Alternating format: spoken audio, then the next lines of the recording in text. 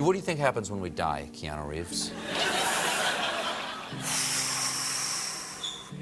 I know that the ones who love us will miss us.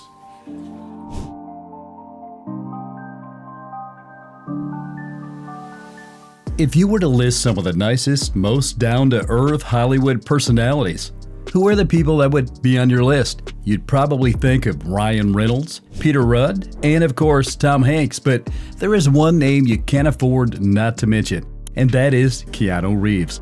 Keanu has carved out a reputation as one of the most laid-back, chill celebrities who you could see on the street and have a nice chat with. Not to mention, he's an incredible actor, starring in blockbuster franchises like The Matrix and John Wick. However, despite his chill demeanor, Keanu has not been immune to Hollywood's ups and downs.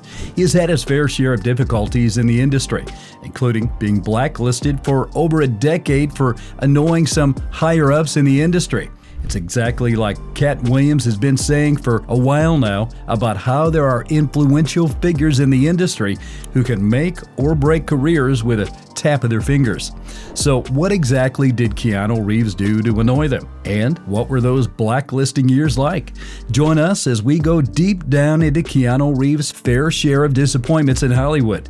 But before we do, please like and click on the subscribe button. Thanks. Although Keanu has been acting on stage since he was 9 years old, it wasn't until his mid-20s that he made his screen debut, which is quite a wonder that it was that late, given that one of his many stepfathers was a Broadway and Hollywood director. Born in Beirut, Lebanon in 1964, Keanu's childhood was anything but easy. His father, Samuel Reeves, struggled with substance abuse and was in and out of prison for selling heroin until he ultimately abandoned his family when Keanu was just 3 years old, forcing his mother, Patricia, to raise 2 children on her own, to work tirelessly as a costume designer. Patricia married and divorced 4 different men while Keanu was growing up. According to Keanu's sister, the revolving door of men had a substantial impact on their childhood. How we lived our lives depended on the man of the moment. No wonder he attended 4 high schools in 5 years. He was expelled from one of them due to his rambunctious behavior, as he put it in an interview. He has also been vocal about his struggle with dyslexia when he was in school, which led to bad academic performances in school. Although he was successful as an ice hockey player in high school, he decided to shelve his Olympic dreams at 15 and focus on acting. So when I was 15, my mother recalls me going up to her and saying, "Do you mind if I become an actor?" So I did it. 15, and I was a pretty self-motivated kid. I started taking acting classes, and the environment that I could do that here in the city was amazing. He later dropped out of school 2 years after. His screen debut was in a Canadian sitcom titled Hangin' In. It wasn't until Keanu's role in 1986's River's Edge that he truly made waves in the Hollywood scene. His impressive performance opened the door to bigger roles in 1989's Bill and Ted's Excellent Adventure and Parenthood. Slowly, he started rising up the ranks in the industry. In 1991, he starred in a movie, Breakpoint, where he played the character of Johnny Utah, an FBI agent who went undercover to infiltrate a gang of surfers who were suspected of robbing banks while wearing masks with the faces of former U.S. presidents printed on them.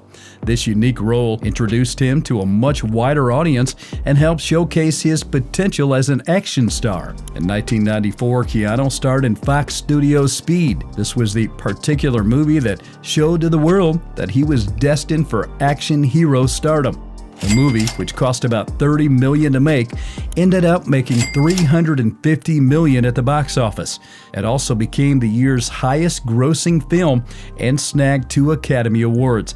This placed Keanu firmly in the spotlight and proved his ability to lead a major action film. While Keanu had tasted success before, Speed launched him into a new level of fame, opening doors to bigger projects and establishing him as a bankable leading man. Amidst all these, Keanu had no idea that he was about to fall out of favor with the biggest names in the industry.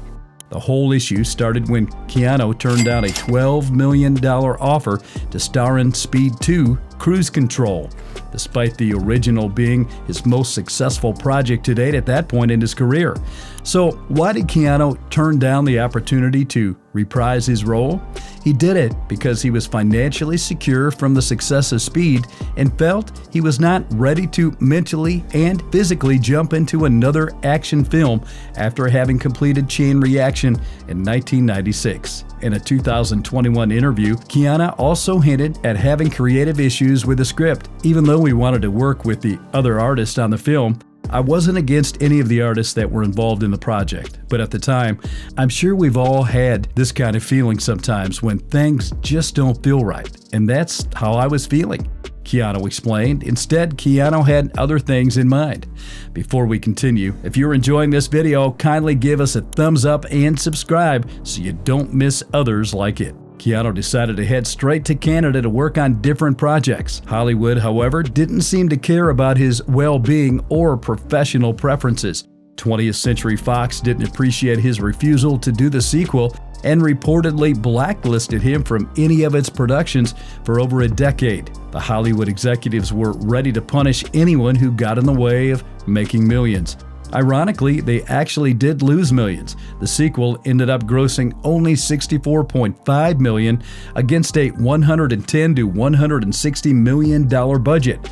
It was widely regarded as one of the worst sequels ever. Following his instincts and rejecting the script allowed Keanu to pursue the projects he was passionate about. Still, it didn't shield him from the other problems, proving that even when you make the right choices for yourself, the road can still be incredibly tough. Keanu faced significant personal hardships during those years he felt he was blacklisted. Throughout the early 90s, he spent a lot of his time taking care of his sister Kim, who was diagnosed with leukemia. As you can imagine, that came a lot of financial and emotional cost. And if that wasn't enough to deal with, his close friend and fellow actor River Phoenix passed away from an overdose in 1993. Although he rarely talks about it, Keanu has missed his friend River dearly ever since. He has chosen to keep that part of his life private, but River's death still feels like a fresh wound in Keanu's heart, even over 30 years later. During his time away from the big studios, Keanu dove into independent cinema, taking on numerous projects that allowed him more creative freedom. He starred in films like The Devil's Advocate, Feeling Minnesota, and The Last Time I Committed Suicide in 1997. He got into voice acting, and he lent his voice to a character in the animated film A Scanner Darkly. Although this particular period may not have included films for big studios, it also didn't come without success. In fact, it came with the biggest success in Reeves' career in the 20th century. He starred as Neo, the main protagonist in the 1999 blockbuster hit The Matrix. The movie, which was made with a budget of $63 million, went on to gross over $460 million worldwide, remaining at the top of the box office for 2 weeks. This success drastically increased his popularity at home and abroad. The attempts of Hollywood to derail his career not only failed, but also made people love him even more. However, little did Keanu know that he was about to face yet another tragedy. Just as The Matrix released, his girlfriend Jennifer Syme was pregnant. Tragically, the couple lost the baby when Jennifer was 8 months pregnant. They received this heartbreaking news on Christmas Eve in 1999.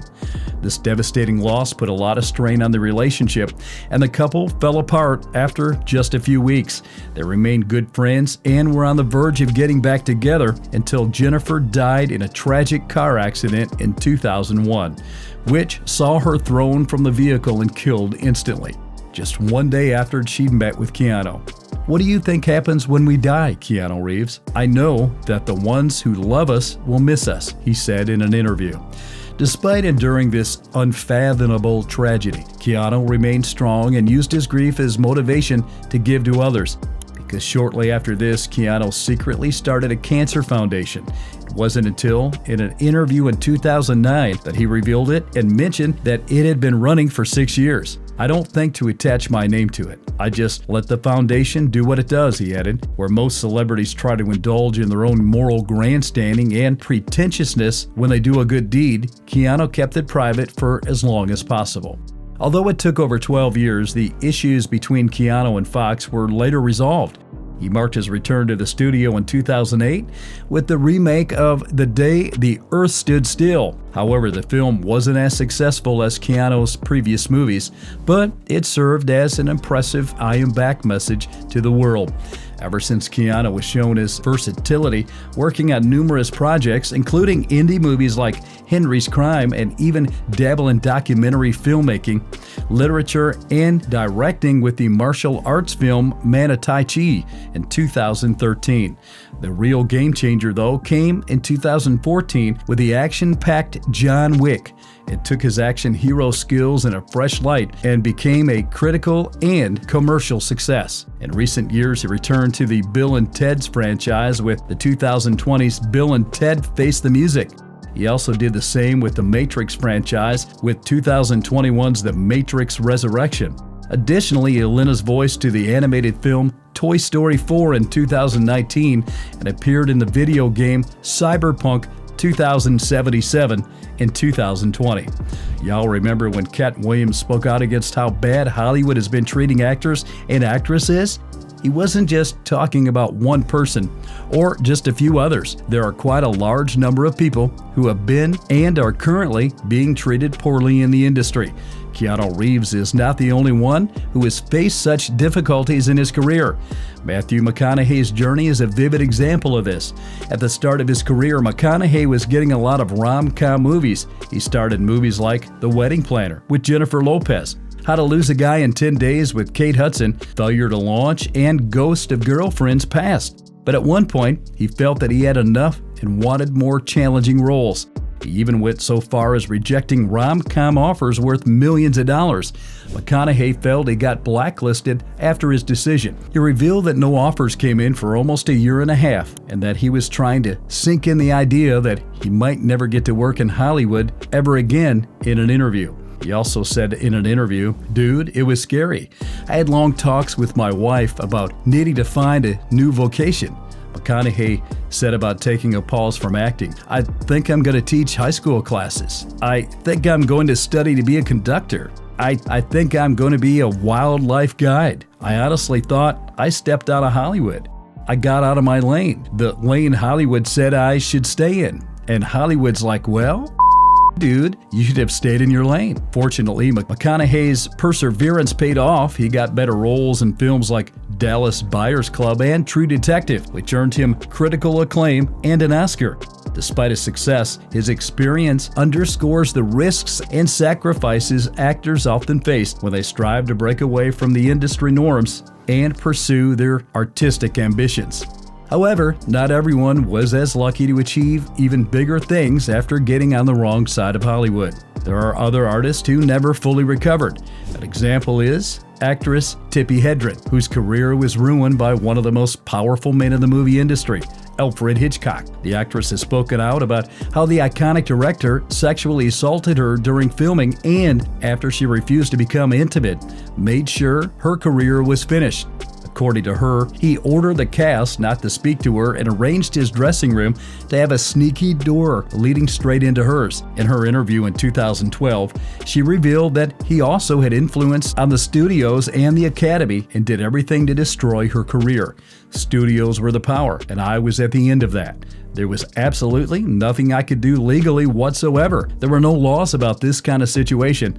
After publicly refusing to work with Hitchcock again due to alleged harassment, Hedren claimed he had held her to her contract, preventing her from working with other studios for a period. Her next film, A Countess from Hong Kong in 1967, was a critical and commercial flop, further hindering her career momentum. Next, we have the story of Monique, who has been vocal about her grievances with Lee Daniels and Oprah Winfrey, openly accusing them of sabotaging her career.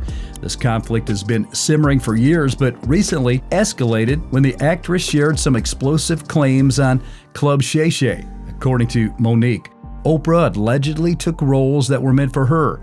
Monique insisted that although the director initially offered her the role, Oprah suddenly showed interest in the project and was given the part instead. This woman has overstepped with me in so many ways, Monique said. She also claims that Lee Daniels planned to cast her as the grandmother of Richard Pryor biopic, but Oprah swooped in and took that role too. The butler was indeed offered to Monique, as confirmed by Lee Daniels, who said Mo, at the time, didn't have no power and didn't have no money. It's just another example of how power plays a crucial role in Hollywood.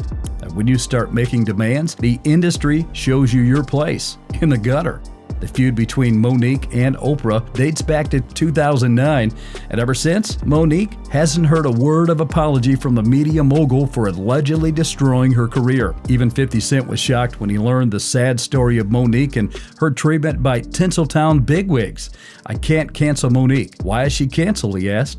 "It didn't make sense to me. What did she do? She said something you didn't like?" To this day, Monique claims that Oprah wanted her to work for free. And after she refused, Oprah started spreading rumors about her being difficult to work with. For others whose careers were impacted by blacklisting, like Megan Fox, returning to their previous level of success proved challenging.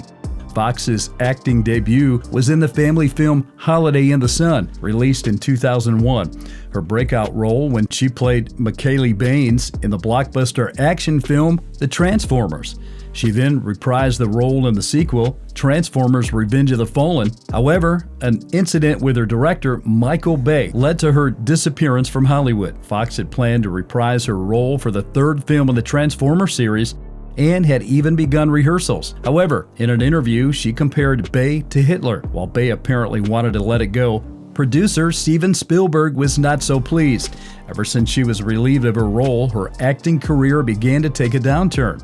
Following her unceremonious departure from the franchise, she starred in the box office flop Jennifer's Body. She then appeared in the second-tier Marvel movie Jonah Hex, which also flopped. For years, she struggled to get significant roles, as she didn't go through the audition process for many movies. After some time, she returned to Hollywood, reconciled with Michael Bay, and featured in projects like Teenage Mutant Ninja Turtles. Despite this, her career never fully recovered from the whole issue. Back to Reeves. Let's agree that Keanu might have had a stroke of luck coming out of all he went through. Keanu Reeves might seem reserved, sincere, and genuinely nice, but that doesn't tell the whole story of what he's faced in his career. We're glad he stayed the likable legend he is today, despite it all.